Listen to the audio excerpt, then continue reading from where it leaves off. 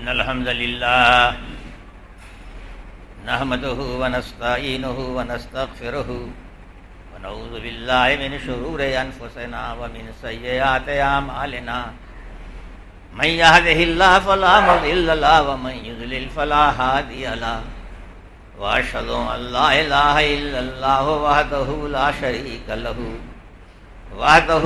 شريك له ولا مثيل له ولا نظير له ولا ضد له ولا ند له ولا ولد له ولا والد له وأشهد أن سيدنا وشفيعنا ومولانا محمدا عبده ورسوله الذي أرسل إلى الناس كافة بشيرا ونذيرا وداعيا إلى الله بإذنه وسراجا منيرا صلی اللہ وتعالی علیہ وعلى آلہ واصحابہ واحبابہ وازواجہ واتباعہ وعلى جميع اخوانہ من النبیین والصدیقین والشہداء والصالحین وسلم تسلیما کثیرا کثیرا اما بعد فإن خیر الحدیث کتاب اللہ وخير الهدي هدي محمد صلى الله عليه وسلم وشر الأمور محدثاتها وكل محدثة بدعة وكل بدعة ضلالة وكل ضلالة في النار. أعوذ بالله من الشيطان الرجيم. بسم الله الرحمن الرحيم.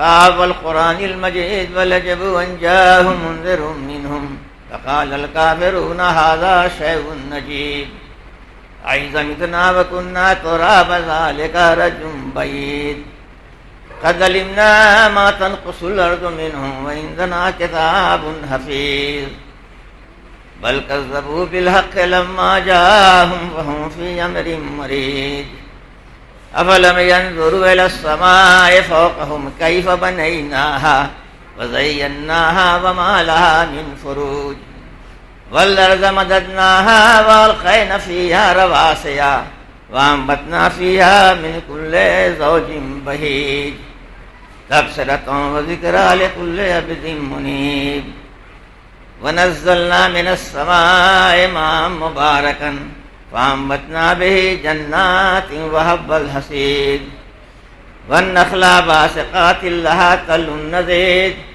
رزقا للعباد وأحيينا به بلدة ميتا كذلك الخروج كذبت قبلهم قوم نوح وأصحاب الرس وثمود وعاد وفرعون وإخوان لوط وأصحاب الأيكة وقوم تبع كل كذب الرسل فحق وعيد أفعينا بالخلق الأول بل هم في لبس من خلق جديد.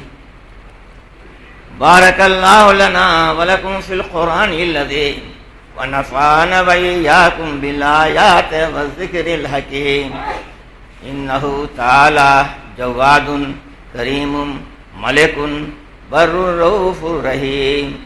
أستغفر الله لي ولكم ولسائر المسلمين واستغفروه انه هو الغفور الرحیم.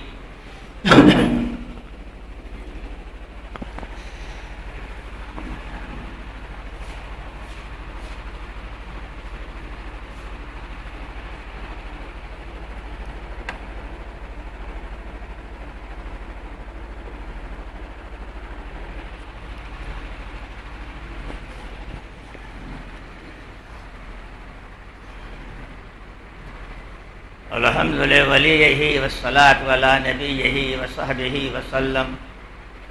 اما بعد فاعوذ بالله من الشيطان الرجيم. بسم الله الرحمن الرحيم.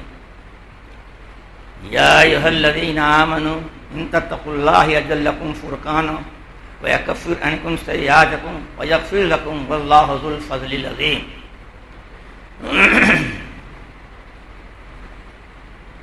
قابل احترام بزرگوں، عزیز بھائیوں اور دوستوں،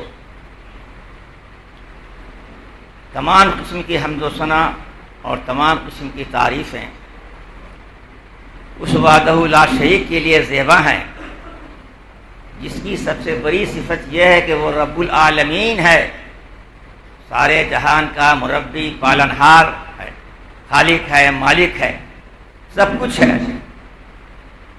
وہ صرف رب المسلمین نہیں ہے، مسلمانوں کا رب نہیں ہے، رب المصلین نہیں ہے، نمازیوں کا رب نہیں ہے، بلکہ تمام کائنات کا رب ہے۔ انسانوں کا بھی رب ہے، فرشتوں کا بھی رب ہے، جنوں کا بھی رب ہے، وحوش کا بھی رب ہے، طیور کا بھی رب ہے، آبی مخلوق کا بھی رب ہے، بری مخلوق کا بھی رب ہے، اور حشرات الارض کا بھی رب ہے۔ حضرات گرامی، روحانیت کی سالانہ پریڈ کا مہینہ ماہ رمضان ہم سے رخصت ہو گئے۔ کچھ دنوں پہلے ہم منتظر تھے، ماہ مبارک کی آمد ہے، مہینہ آیا، رخصت ہو گیا، عید آئی، چلی گئی۔ اب 11 مہینوں کے بعد یہ مبارک مہینہ آئے گا۔ قرآن مجید نے بالکل صحیح فرمایا، ایام معدودات، گنتی کے دن ہیں، گنتے گنتے گزر گئے اور ہمیں احساس بھی نہیں ہوا، رمضان کا مہینہ گزر گیا۔ مبارک ہیں وہ لوگ جنہوں نے اس مہینے کا بھرپور استقبال کیا، روزے رکھے، نفلی نمازیں ادا کی، توبہ استغفار کیا، قرآن کی تلاوت کی، ذکر و اذکار کیا، تراویح کا اہتمام کیا، اعتکاف میں حصہ لیا۔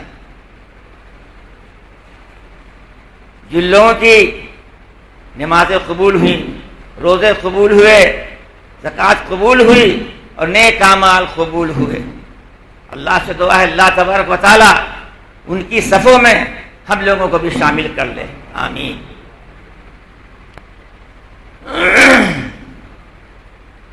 رسول صلی اللہ علیہ وسلم ماہ رمضان کے بعد شوال کے 6 روزے رکھا کرتے تھے، جن کو شش عیدی روزہ اصطلاح میں کہا جاتا ہے۔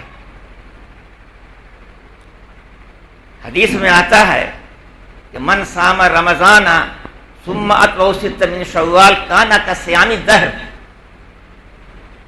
جس نے رمضان کے پورے روزے رکھے پھر اس کے بعد شوال کے 6 روزے رکھے تو سال بھر روزہ رکھنے کا اس کو ثواب ملے گا، اس لیے کہ ایک نیکی کا ثواب 10 گنا ہو کر ملتا ہے۔ روزہ 29 کا ہو یا 30 کا ہو، ثواب 30 کا ملے گا، تو 300 دن ہو گئے یہ جو ہے، اور 6 روزے رکھیں گے آپ، 60 روزے یہ ہو گئے، 360 پورے ہو گئے جو ہے۔ شوال کے روزے کے لیے ضروری نہیں ہے کہ اس کا آغاز عید کے دوسرے ہی دن سے کیا جائے، ایسی کوئی حدیث نہیں ہے۔ شریعت نے آپ کو سہولت دی ہے، پورے مہینے میں شروع میں رکھیں، بیچ میں رکھیں، آخر میں رکھیں، متفرق طور پر رکھیں، ریگولر رکھیں، جیسے رکھیں آپ کو ثواب ملے گا۔ لیکن کسی شخص نے رمضان کا روزہ پورا نہیں کیا، مجبوری کے وجہ سے، بیماری کے وجہ سے، اور اگر روزہ رکھنا چاہتا ہے تو پہلے وہ ماہ رمضان کے فرض روزے مکمل کر لے، اس کے بعد نفلی روزے رکھے، اور اگر نفلی روزے کو اس نے مقدم کیا، فرض کو بات کیا، تو سال بھر روزہ رکھنے کا اس کو ثواب نہیں ملے گا۔ تو میرے بھائی، ابھی وقت باقی ہے، شوال کے 6 روزے رکھیں گے آپ تو سال بھر روزہ رکھنے کا آپ کو ثواب ملے گا، اس کا اہتمام کرنا چاہیے۔ رسول صلی اللہ علیہ وسلم نفل روزہ کا بہت زیادہ اہتمام کیا کرتے تھے۔ من سام رمضان، جس نے رمضان کے روزے رکھے، یہ حدیث میزبان رسول حضرت ابو ایوب انصاری رضی اللہ تعالی عنہ سے مروی ہے۔ جب رسول صلی اللہ علیہ وسلم ہجرت کر کے مکہ سے مدینہ تشریف لائے تو آپ انہی کے گھر میں قیام پذیر ہوئے تھے، اس لیے وہ میزبان رسول ہیں. قسطنطنیہ کے جہاد میں شریک ہوئے حضرت ابو ایوب انصاری رضی اللہ تعالی عنہ.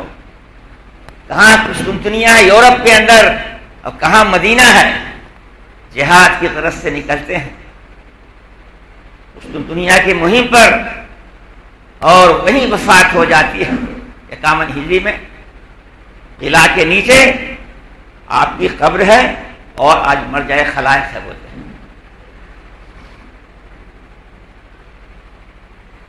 عثمانی خلیفہ سلطان محمد ثانی، جس نے ارادہ کر لیا تھا کہ ہم قسطنطنیہ، اس کو انگریزی میں کہتے ہیں کانسٹینٹی پول کہا جاتا ہے، ہم اس کو فتح کر کے رہیں گے. اپنی زندگی میں اس نے عہد کیا تھا. والد کے انتقال کے بعد محمد ثانی تخت پر بیٹھا. اس کی عمر عزیز کیا ہوگی؟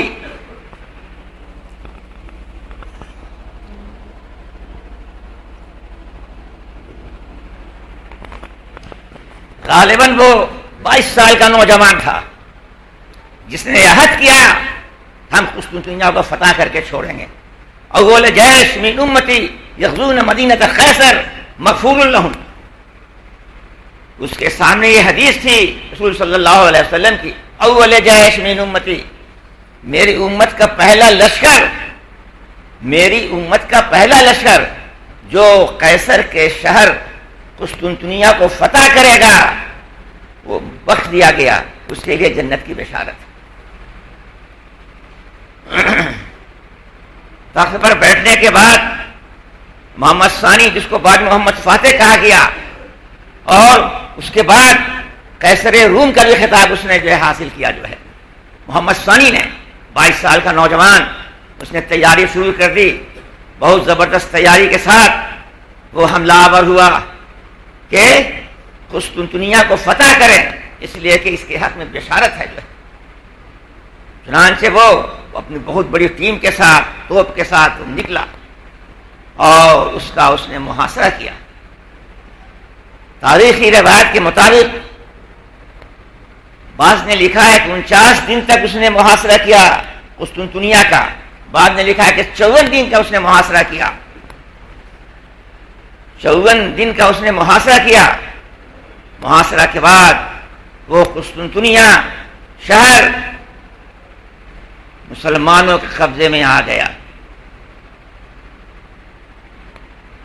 29 مئی 1453 عیسوی کو 29 مئی 1453 عیسوی کو وہ اس میں کامیاب ہوا اور قسطنطنیہ فتح ہو گیا. جب فتح ہو گیا تو گھوڑے سے اترا. وہ اترنے کے بعد سجدہ شکر بجا لایا، اللہ کا شکر ادا کیا کہ رب العالمین تو نے ہم کو اس لائق بنایا کہ میں یہ حقیقی کام انجام دے سکا.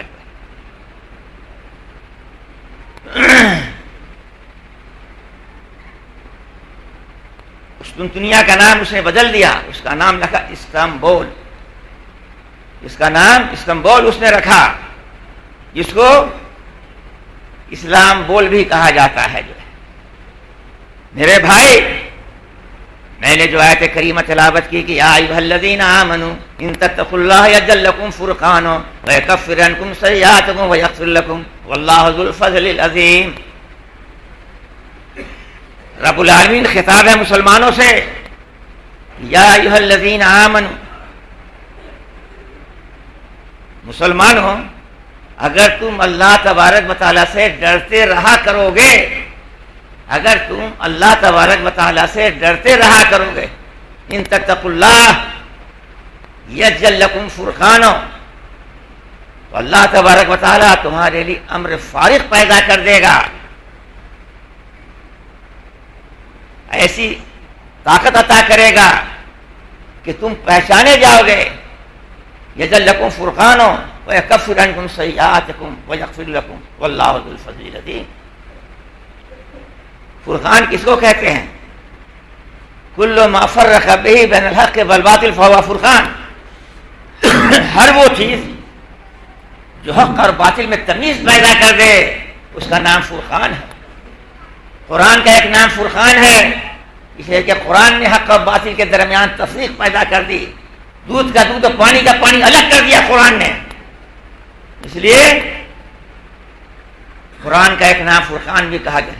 تبارک الذی نزل الفرقان، بابرکت ہے وہ ذات جس نے اپنے بندے پر فرقان یعنی قرآن مجید کو نازل کیا، اور اللہ تبارک و تعالی بڑے فضل و کرم والا ہے۔ تو اللہ تعالیٰ فرما رہے ہیں یا ایھا الذین آمنوا ان تتقوا اللہ، اگر تم تقوی اختیار کرو گے۔ یہ رمضان کا مہینہ کس لیے آیا تھا؟ اس لیے آیا تھا کہ آپ کے اندر تقوی پیدا کر دیں۔ قرآن کہتا ہے کہ لعلکم تتقون، روزے کا حقیقی مقصد کیا ہے؟ کہ تاکہ تم تقوی شعار ہو جاؤ،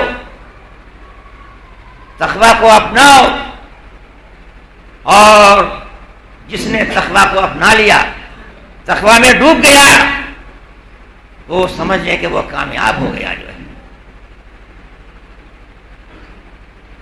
تو اللہ تعالیٰ فرما رہے یا ایھا الذین آمنوا ان تتقوا اللہ، اگر تم اللہ سے ڈرتے رہا کرو گے۔ ومن یتق اللہ، ومن یتق اللہ، اور جس اللہ سے ڈرے گا تو اللہ تبارک و تعالیٰ اس سے چھٹکارا حاصل کرنے کا راستہ نکال دے گا۔ یجعل لہ مخرجا ویرزقہ من حیث لا یحتسب، جو شخص اللہ سے ڈرے گا، تقوی اختیار کرے گا، اللہ تبارک و تعالیٰ اس کو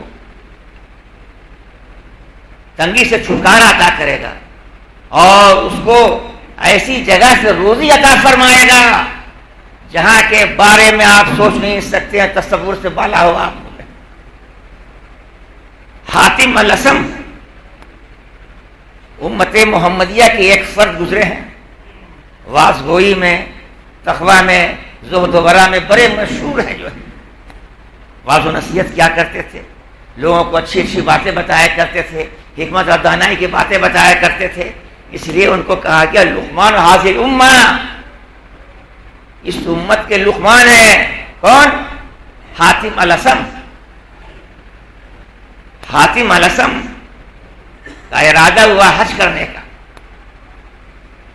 جب حج کا وقت قریب ہوا تو بچوں نے پوچھا کہ آپ ہم کو کس کے سپرد کر کے جا رہے ہیں؟ معاش کا تنازعہ آپ ہی سے ہے اور آپ جا رہے ہیں۔ ان کے جواب دینے سے پہلے ایک بچی بول اٹھی کہ رزاق اللہ تبارک و تعالی ہے، ابو نہیں ہے۔ رزاق اللہ تبارک و تعالی کی ذات گرامی ہے۔ بچے لوگ خاموش ہو گئے، حج کرنے چلے گئے۔ غلہ جب تک تھا لوگ کھاتے پیتے رہے۔ یہ وقت ایسا بھی آیا کہ فاقہ کشی کی نوبت آ گئی۔ دیکھیے اللہ تبارک و تعالیٰ کیسے رزق عطا کرتے ہیں۔ نوبت آ گئی فاقہ کشی کی۔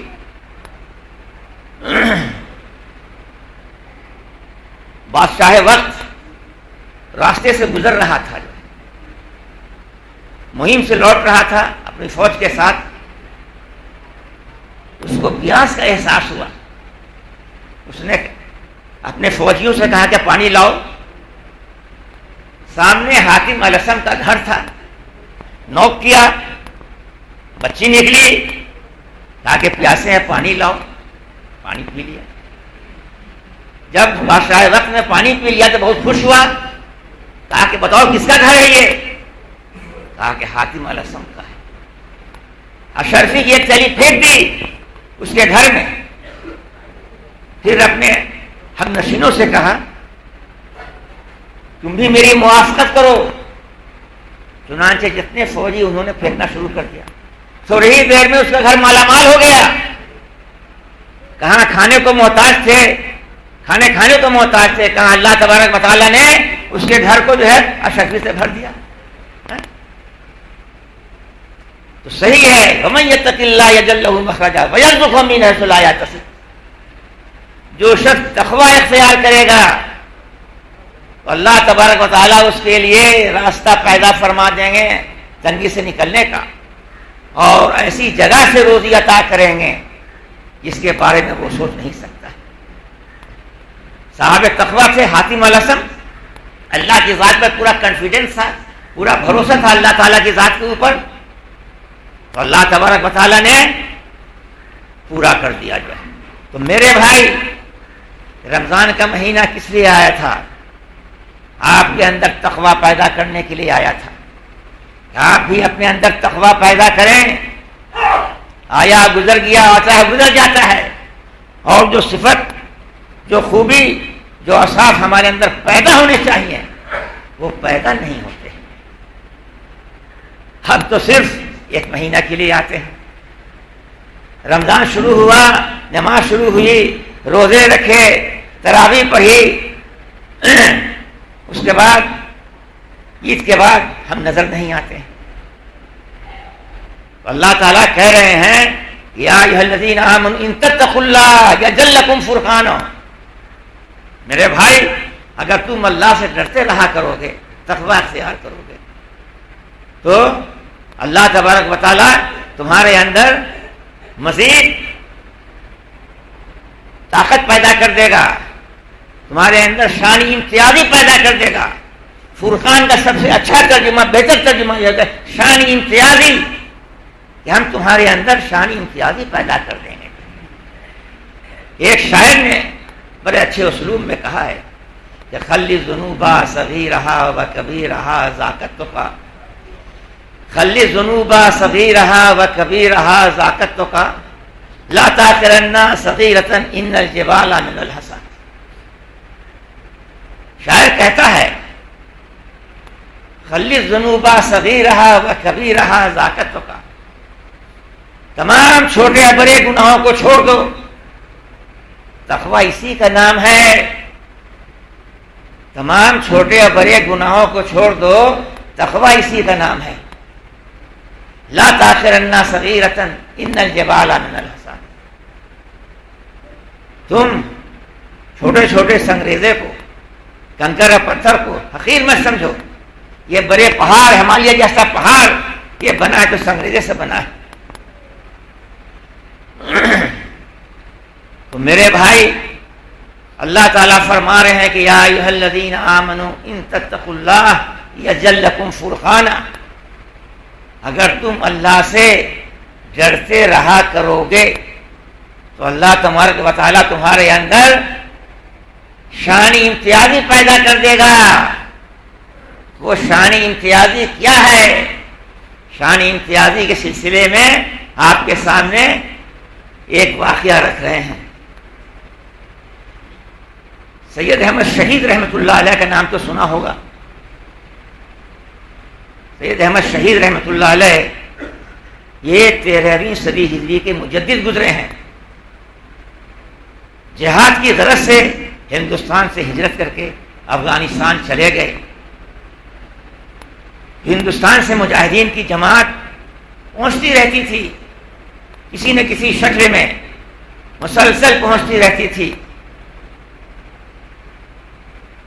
مہینوں مہینوں ٹھہرتے تھے لوگ وہاں جو ہے افغانستان. تو وہاں کے ایک مقامی آدمی نے ایک فوجی سے پوچھا کہ آپ کی جو فوج آئی ہوئی ہے، آپ کے جو لوگ آئے ہوئے ہیں، کیا ان کی آنکھوں میں کوئی بیماری ہے، کوئی کمزوری ہے کہ دیکھ نہیں پاتے ہیں کسی چیز کو ٹھیک سے؟ تو کہا کہ آپ ایسا سوال کیوں کر رہے ہیں؟ اس نے کہا کہ ہم دیکھتے ہیں کہ مہینوں سے یہ لوگ آئے ہوئے ہیں، نکلتے ہیں، ہماری عورتیں بھی ہیں، ہمارے یہاں میں خوبصورتی بھی ہے، جمال بھی ہے، سب کچھ ہے، لیکن اس کے باوجود کسی نامحرم پر اپنی نگاہ نہیں ڈالتے ہیں. یہ تو میری سمجھ میں یہ بات آتی ہے کہ ان کی آنکھ میں کوئی کمزوری ہے، بصارت میں کمزوری ہے. تو اس فوجی نے جواب دیا کہ نہیں، بصارت میں کمزوری نہیں ہے، آنکھ ان کی بالکل صحیح ہے، بالکل درست ہے آنکھ ان کی. یہ ان کے نبی کا فرمان ہے، ان کے قائد کا فرمان ہے، ان کے مسلح کا فرمان ہے کہ تم اپنی نگاہ کسی نامحرم پر مت ڈالو.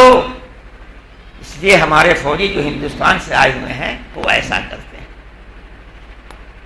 ہے تو معمولی سا واقعہ، لیکن اس نے پوری قوم کو سوچنے پر مجبور کر دیا کہ کیا بات ہے، یہ کون سی مخلوق ہے جو آئے ہوئے یہاں جو ہے وہاں سے جو ہے، لیکن عورت کے اوپر نظر نہیں ڈال رہی.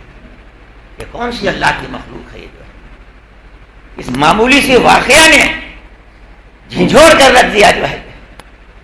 تو اللہ تعالیٰ فرما رہے ہیں کہ یا ایھا الذین آمنوا ان تتقوا اللہ یجعل لکم فرقانا. مسلمانوں، اگر تم تقوی اختیار کرو گے تو اللہ تبارک و تعالیٰ تمہارے اندر شان امتیازی پیدا کر دے گا. تم پہچانے جاؤ گے، دور سے تم پہچانے جاؤ گے. جو کاروبار کر رہے ہیں آپ، دیانتداری کے ساتھ کریں، امانت داری کے ساتھ کریں، صحیح وقت پر دکان کھولیں تو نگاہیں اٹھیں گی آپ کے طرف اور لوگ کہیں گے دیکھو فلاں مسلمان کی دکان ہی ہے، تم وہاں جاؤ، ان سے کاروبار کرو، وہ دیندار ہوتے ہیں جو ہے. تو اپنی چھاپ چھوڑیے، جہاں جائیں آپ اپنی ایک چھاپ چھوڑیے، ایک پہچان چھوڑیے. مسلمان ایسا ہوتا ہے، اس کیریکٹر کا مالک ہوتا ہے، وہ جھوٹا نہیں ہوتا ہے، دغاباز نہیں ہوتا ہے، وہ وقت کا پابند ہوتا ہے، وعدہ خلافی نہیں کرتا ہے. مسلمان کا ڈیفینیشن یہ ہے المسلمون من سلم المسلمون من لسانه ویده. مسلمان وہ ہے جس کے ہاتھ سے اور زبان سے کسی کو تکلیف نہیں پہنچے جو ہے، اس کا نام ہے مسلمان جو ہے. ایک واقعہ آپ کے سامنے اور عرض کر رہے ہیں. ایک کرکٹ کا کھلاڑی تھا، اس کا نام تھا اقبال چشتی، ہندوستان کا رہنے والا تھا. اس کا انتقال ہو گیا. اکثر و بیشتر وہ کھیل میں باہر جایا کرتا تھا وہ جو ہے. چنانچہ وہ ہندوستان سے باہر گیا ہوا تھا، اور جتنے بھی کھلاڑی ہوتے ہیں ان کا کھانا اجتماعی ہوتا تھا، انفرادی کھانا ان کا نہیں ہوتا تھا، کھانا ان کا اجتماعی ہوتا تھا. ایک جگہ بیٹھا کھلایا جاتا تھا. کھانا جو سرو کرتی تھی خاتون، غیر مسلم خاتون تھی، کھانا سرو کرتی تھی اور پلیٹ دھوتی تھی. تو ایک دن اس خاتون نے سلیم چشتی سے کہا، اقبال چشتی سے کہا کیا آپ مسلمان ہیں؟ اس نے کہا کہ ایسا سوال کیوں کر رہے ہیں؟ کہا کہ نہیں، اس سے پہلے بھی ایک مسلمان آیا تھا، اس کی پلیٹ ویسے ہی صاف رہتی تھی جیسی آپ کی پلیٹ صاف ستھری رہتی ہے. حالانکہ ظاہری طور پر نہ داڑھی تھی، نہ پیجامہ تھا، نہ کرتا تھا، نہ ٹوپی تھی، نہ مسواک، نہ رومال، کوئی نہیں تھا. اس سے وہ عاری تھا. لیکن محض پلیٹ چاٹنے کی وجہ سے، پلیٹ صاف رکھنے کی وجہ سے اس غیر مسلم خاتون نے اس شخص کو پکڑ لیا کہ نہیں یہ مسلمان ہے، یہ مسلمان ہے. یہ پلیٹ بتا رہی ہے، یہ پلیٹ چیخ کر کہہ رہی ہے کہ کھانے والا اس کا ضرور کوئی مسلمان ہے، تبھی تو اس نے پلیٹ کو صاف کیا ہے، صاف کر کے کھایا ہے. اور شریعت کا حکم بھی یہی ہے کہ جب آپ کھانا کھائیں تو پلیٹ صاف کریں، گندا نہیں ہو چاٹ لیں. ایسا ہو کہ ایسے معلوم ہوتا ہے کہ دھلا ہوا ہے، انگلی کو چاٹ لیں. اور آج عام طور پر دعوت جو ہوتی ہے، بوفے سسٹم، اس نے تو معاشرے کو بگاڑ دیا ہے جو ہے. پلیٹ میں کھانا آ گیا، کھانے کی خواہش نہیں ہے، کھانا برباد ہو رہا ہے. چاٹنا تو دور کی بات ہے، جو کھانا کھانے کے لیے دیا گیا ہے کہ کھانا کھا لیجیے، وہ کھانا کھایا نہیں جاتا ہے، نتیجہ یہ کہ برباد ہو جاتا ہے. میرے بھائی، کھانا بٹھا کے کھلائیں لوگوں کو، زیادہ اچھا ہے، اس لیے کہ جس کی جتنی خواہش ہوگی اپنی خواہش کے مطابق کھانا لے گا، نہیں خواہش ہوگی نہیں لے گا. اور اس میں تو کھانا لا دیا جاتا ہے، آپ کھائیے نہ کھائیے، جو ہے کھانا برباد ہوتا ہے، اس کا بھی گناہ ہوگا. یہ بوفے سسٹم جو شادی بیاہ میں ہے بالکل غیر شرعی ہے. شرع یہی ہے کہ بیٹھ کے آپ کھلائیں، لوگوں کو بیٹھا کے کھلائیں. اور کھانے والے کا فرض ہوتا ہے یہ کہ کھانے کو برباد نہیں کریں، اس کا مس یوز نہیں کریں. اللہ کے یہاں سوال ہوگا، ثم لتسألن یومئذ عن النعیم. نعمت کے بارے میں سوال ہوگا، ہم نے تم کو کھانا دیا تھا، بہترین بہترین چیزیں عطا کی تھیں، تم نے اس کا اسراف کیا. اگر نعمت کی قدر کریں گے تو اللہ تعالیٰ آپ کو نعمت عطا کریں گے، ناقدری کریں گے آپ تو نعمت سلب کر لی جائے گی، آپ سے نعمت چھین لی جائے گی. تو میرے بھائی معمولی سی چیز ہے، کھانا پلیٹ صاف کر کے ہے تو معمولی سی چیز، لیکن اس نے اس کو جھنجھوڑ دیا، اس خاتون کو اس نے سوال کیا کہ کیا آپ مسلمان ہیں؟ ان تجعل لکم فرقانا، اگر تم تقوی اختیار کرو گے تو اللہ تعالیٰ امر فارغ پیدا کرتا ہے، شان امتیازی پیدا کر دے گا تمہارے اندر، تم پہچان لیا جاؤ گے تم مسلمان. محض پلیٹ چاٹنے کی وجہ سے وہ پہچانا گیا کہ یہ مسلمان ہے. جو ظاہری طور پر کوئی علامت نہیں تھی اس کی، لیکن وہ پہچان لیا گیا. مسلمانوں، جن حالات سے ہم گزر رہے ہیں، ملکی جو حالات ہیں تقاضا یہ ہے کہ ہم تقوی اختیار کریں، اخلاص پیدا کریں اپنے اندر، اور اپنے اندر شان امتیازی پیدا کریں، دوسری قوموں سے الگ شان امتیازی پیدا کریں. اللہ سے دعا ہے کہ اللہ تبارک و تعالی ہم تمام مسلمانوں کے اندر یہ وصف پیدا کرے، اخلاص پیدا کرے، شان امتیازی پیدا کرے، وفاداری پیدا کرے. آمین. اللہم صلی علی محمد وعلی آل محمد کما صلیت علی ابراہیم وعلی آل ابراہیم انک حمید مجید. اللہم بارک علی محمد وعلی آل محمد کما بارکت علی ابراہیم وعلی آل ابراہیم انک حمید مجید. ربنا آتنا فی الدنیا حسنۃ وفی الآخرۃ حسنۃ وقنا عذاب النار. اللہم انت ربی لا الہ الا انت خلقتنی وانا عبدک وانا عہدک ووعدک ما استطعت اعوذ بک من شر ما صنعت وابوء لک بنعمتک علی وابوء لک بذنبی فاغفر لی فانہ لا یغفر الذنوب الا انت لا الہ الا انت سبحانک انی کنت من الظالمین. یا حی یا قیوم برحمتک استغیث. اللہ ربی لا اشرک بہ شیئا، اللہ ربی لا اشرک بہ شیئا ولا ذکر اللہ تعالی اعلی و اعلی و اعظم و اجل و اعظم و اکبر.